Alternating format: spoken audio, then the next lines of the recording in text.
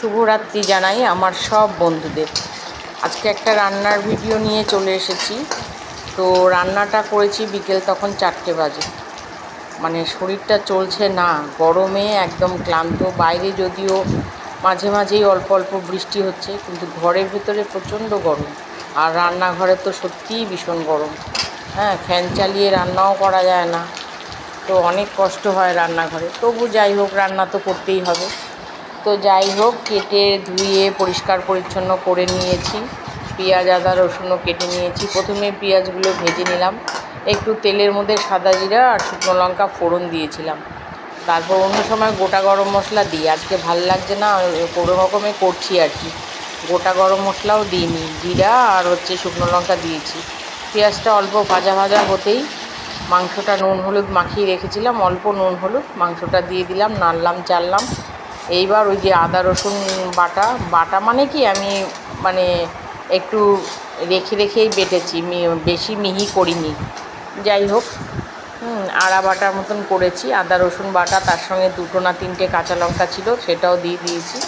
তারপরে নুন হলুদ লঙ্কার গুঁড়ো এগুলো পরিমাণ মতো দিয়ে এবার নেড়ে চেড়ে এবার ঢেকে দেবো। আমি কিন্তু এক ফোঁটাও জল দিইনি মাংসটার মধ্যে এখনও, অথচ দেখো কত জল বেরিয়ে গেছে।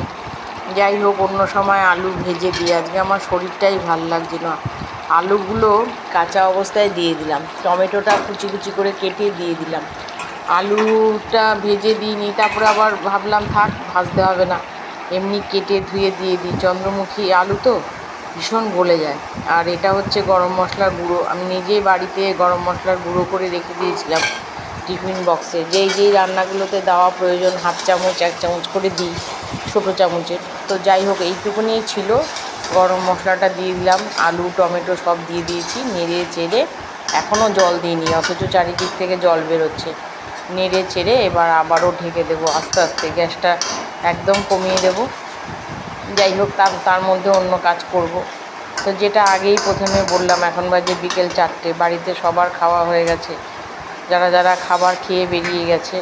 ছোটো মেয়ে কলেজে গেছে পরীক্ষা দিতে, ওর বাবা বেরিয়ে গেছে কাজে। বড় মেয়ে গতকাল এসেছিল, ও আজকে খেয়ে দিয়ে অফিস চলে গেছে। তো এখন পর্যন্ত আমি আর কি খাইনি। তো যাই হোক, এই মাংস রান্নাটা হলে তারপর খাবো। অনেক রকম কাজ থাকে বলে রান্নাটা একদম বিকেল পর্যন্ত নিয়ে চলে গেছি। এখন ওই মিক্সির বাটি ধোয়া জলটা দিয়ে দিলাম, যে মিক্সিতে আদা রসুনটা করে নিয়েছিলাম, সেই জলটা একটু দিয়ে দিলাম। যাই হোক, দিয়ে এবার নেড়ে চেড়ে আবারও ঢেকে দেব। ঢেকে দিয়ে আস্তে আস্তে হতে দেব।